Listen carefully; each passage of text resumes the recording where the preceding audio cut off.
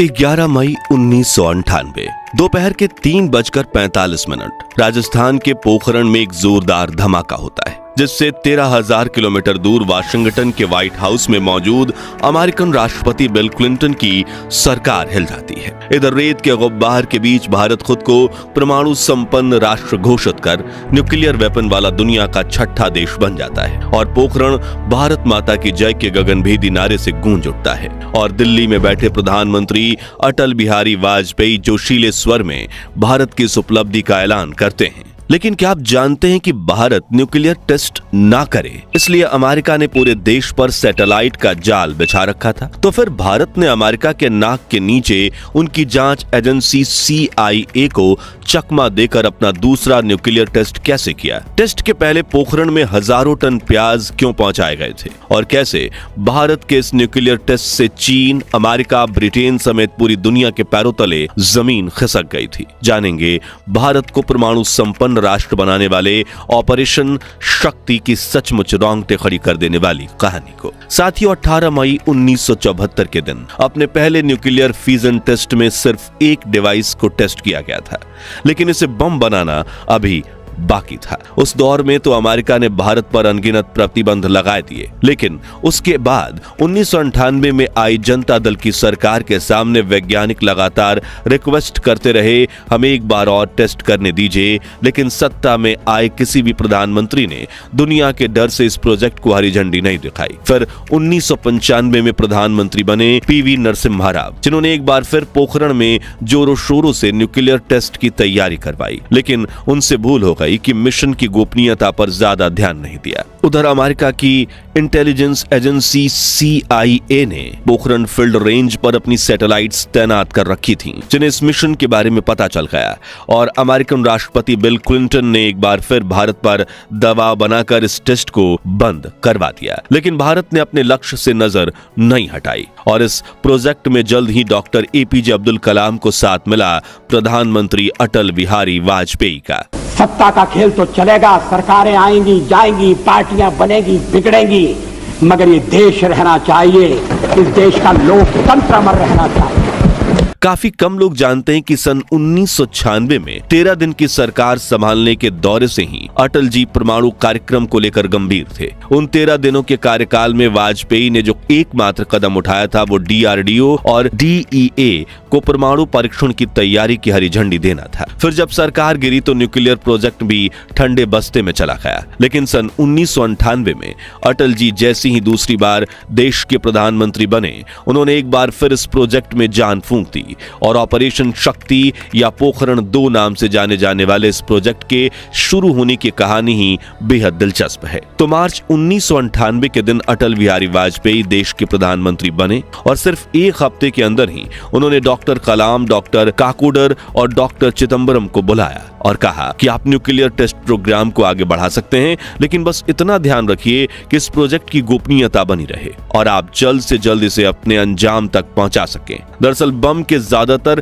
Component तो तब से बने हुए थे जब प्रधानमंत्री नरसिम्हा राव ने टेस्ट करने की कोशिश की थी और अब इन्हें पोखरण लाकर असेंबल करके और अमेरिका की नजरों से छिपाकर डेटोनेट करने का महत्वपूर्ण काम बाकी था। राजनीतिक विशेषज्ञ बताते हैं कि उस वक्त के तत्कालीन राष्ट्रपति KR नारायणन 26 अप्रैल से 10 मई तक दक्षिण अमेरिकी देशों की यात्रा पर निकलने वाले थे। उनसे चुपचाप कहा गया कि वो अपनी यात्रा कुछ दिनों के लिए टाल दें। दूसरी तरफ डॉक्टर चिदम्बरम की बेटी की शादी 27 अप्रैल को होने वाली थी। उस शादी को भी कुछ दिनों के लिए टाला गया क्योंकि शादी में चिदम्बरम की गैर मौजूदगी से यह संकेत जाता कि कुछ बड़ा होने वाला है।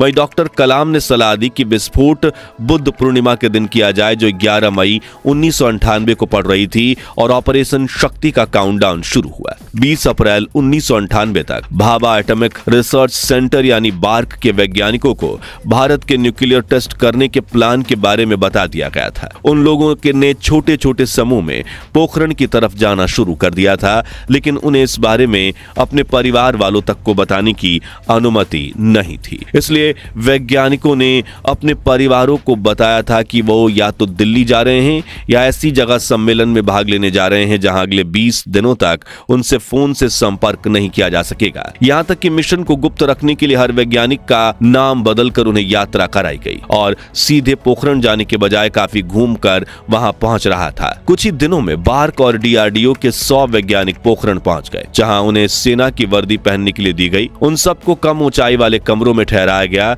जिनमें लकड़ी के पार्टीशन लगे हुए थे और उन कमरों में मात्र एक पलंग रखने भर की जगह थी।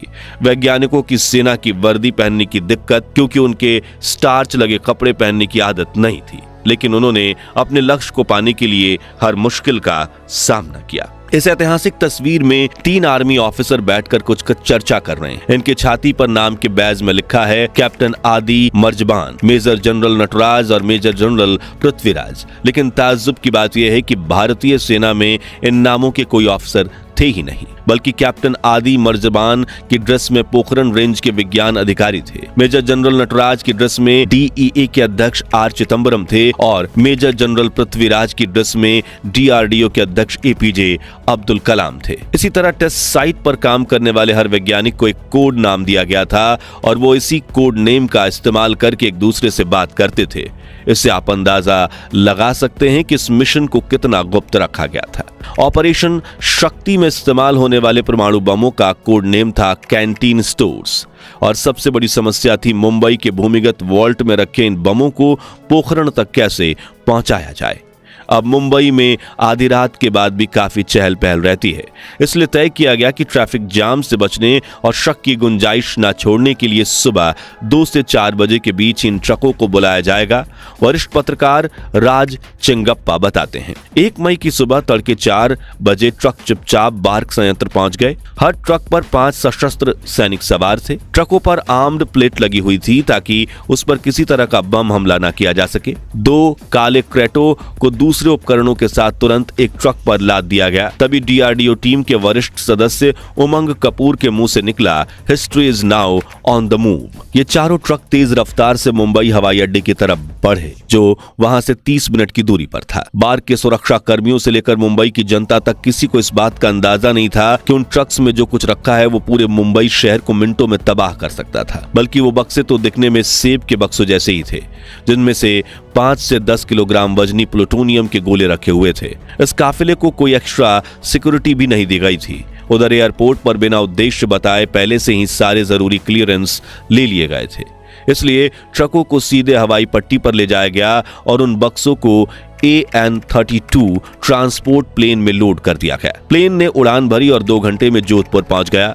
वहां उन क्रेटों को प्लेन से निकालकर एयरपोर्ट के बाहर खड़े ट्रकों में लाद दिया गया, जहां से ट्रकों ने नॉन स्टॉप सफर करके पोखरण के पेयर हॉल में जाकर गाड़ियां रोकी, जिन्हें देख भारतीय परमाणु ऊर्जा आयोग के अध्यक्ष राज गोपाला चिदम्बरम की जान में जान आई। भारत को यह टेस्ट न सिर्फ अमेरिका बल्कि अपने पड़ोसी पाकिस्तान, चीन, पूरी दुनिया और सच कहे तो भारतीयों से भी छिपाकर करना था, क्योंकि जियोपॉलिटिक्स दबाव इतना था कि भारत को टेस्ट करने से रोकने के लिए अमेरिका हमला तक करने को तैयार था। इसलिए इस काम के लिए सेना की 98वीं इंजीनियर रेजिमेंट को चुना गया, जिनके कंधों पर न सिर्फ टेस्ट साइट को तैयार करने की जिम्मेदारी सौंपी गई बल्कि इसकी गोपनीयता को बनाए रखने की रिस्पॉन्सिबिलिटी भी दी गई। हमारे सैनिक ज्यादातर काम रात को करते या फिर आंधी चलती तब करते, ताकि सैटेलाइट की नजरों में कुछ ना आ सके।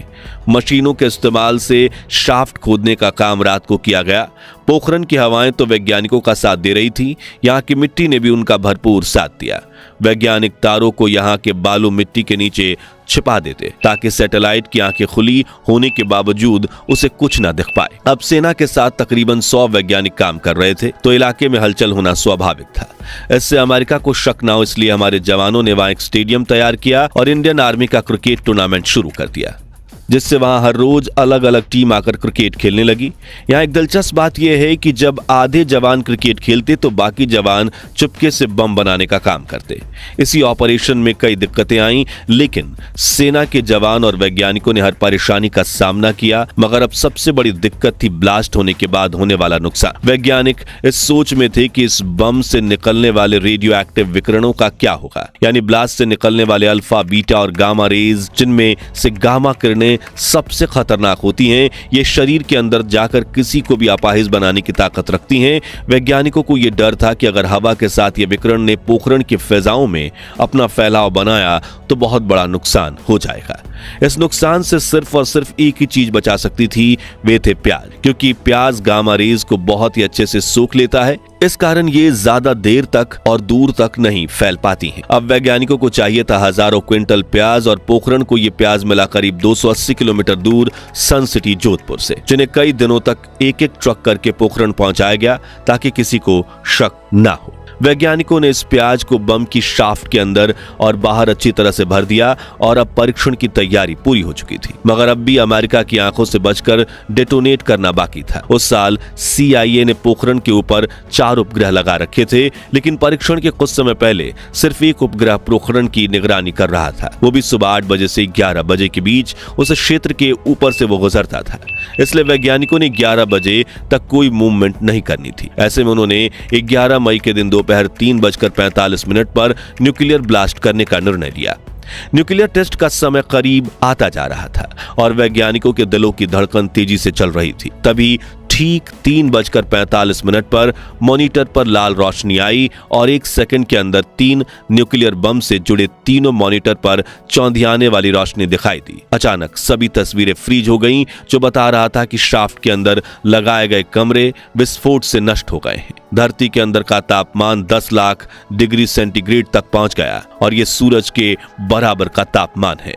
ब्लास्ट से करीब 1000 टन की चट्टान या छोटी पहाड़ी तुरंत भाप बन गई और चट्टान के नीचे धंसने के साथ ही उतनी ही चट्टान और पिघल गई। वो फौरन ठंडी हो गई और उसने रेडियो एक्टिव को रोक दिया। ताजमहल शाफ्ट में विस्फोट ने हॉकी के मैदान के बराबर बालू को हवा में उठा दिया। उस समय हेलीकॉप्टर से उड़ रहे DRDO के कर्नल उमंग कपूर ने भी धूल के सैलाब को उठते हुए देखा। दूर कंट्रोल रूम में बैठे वैज्ञानिकों ने महसूस किया कि उनके पैरों के नीचे धरती बुरी तरह से हिल रही है और वहां देश भर के मौजूद दर्जनों सिस्मोग्राफ की सुइयां बुरी तरह से हिली। वैज्ञानिक अपने बंकरों से निकलकर बाहर की तरफ दौड़े ताकि वो रेत की दीवार उठने और गिरने को ना भुलाए जाने वाले दृश्य से अपनी आंखों में देख सके। उन्होंने एक दूसरे को गले लगाया। चिदंबरम ने 1974 जितना ही रोमांच महसूस किया। काकोडर हमेशा की तरह शांत थे और उन्होंने कहा, हमने अपना काम कर दिया। फिर धीरे से बोले, सफलतापूर्वक। वहीं दूर आर्मी कैंपस में मौजूद सैकड़ों सैनिक ने रेत का गुब्बार उठते ही नारा लगाया, भारत माता की जय। ठीक 10 मिनट बाद 7 वाले कमरे में एक टेलीफोन की घंटी बजी। प्रधानमंत्री के सचिव ब्रजेश मिश्र ने हिचकते हुए टेलीफोन का रिसीवर उठाया। दूसरी तरफ से उन्हें उत्तेजना भरी आवाज सुनाई दी, काम फतह। ब्रजेश ने फोन करने वाले शख्स को इंतजार करने के लिए कहा और वे प्रधानमंत्री की ऑफिस में दाखिल हुए।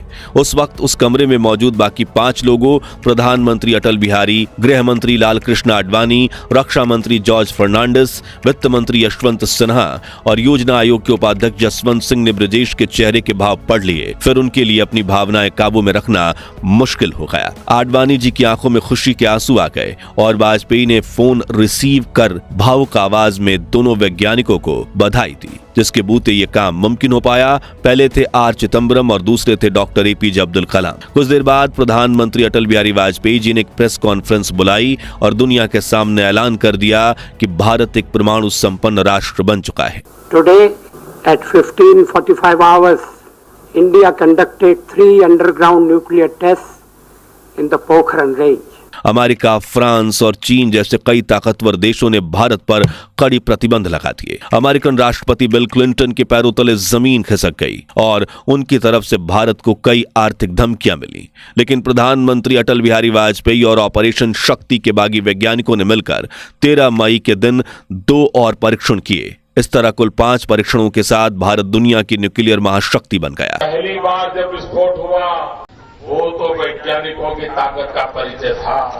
5 बजे के बाद सारी दुनिया ने हिंदुस्तान पर आर्थिक प्रतिबंध लगा दिए, भारत को कटघरे में डाल दिया। आर्थिक संकट की नौबत आ गई, विश्व से हिंदुस्तान कट गया। कोई ढीला ढाला अगर नेता होता उसी दिन डर जाता। लेकिन वाजपेयी जी ने क्या किया, 2 दिन के बाद फिर पोखरण में धमाका किया और दुनिया को दिखा दिया हम दबने वाले नहीं, हम झुकने वाले। तो दोस्तों, अगर आप भी भारत को परमाणु संपन्न राष्ट्र बनाने वाले वैज्ञानिक पूर्व प्रधानमंत्री अटल बिहारी वाजपेयी, आर चिदम्बरम और डॉक्टर एपीजे अब्दुल कलाम और हमारे देश पर गर्व करते हैं तो कमेंट बॉक्स में जय हिंद जय भारत जरूर लिखिए। ये वीडियो पसंद आया हो तो लाइक शेयर करके 11,000 लाइक्स के लक्ष्य को हासिल करने में हमारी मदद कीजिए और ऐसी ही सत्य घटनाओं से रूबरू होते रहने के लिए हमारे चैनल को सब्सक्राइब करके पास वाली घंटी जरूर बजा दीजिए। जय हिंद जय भारत।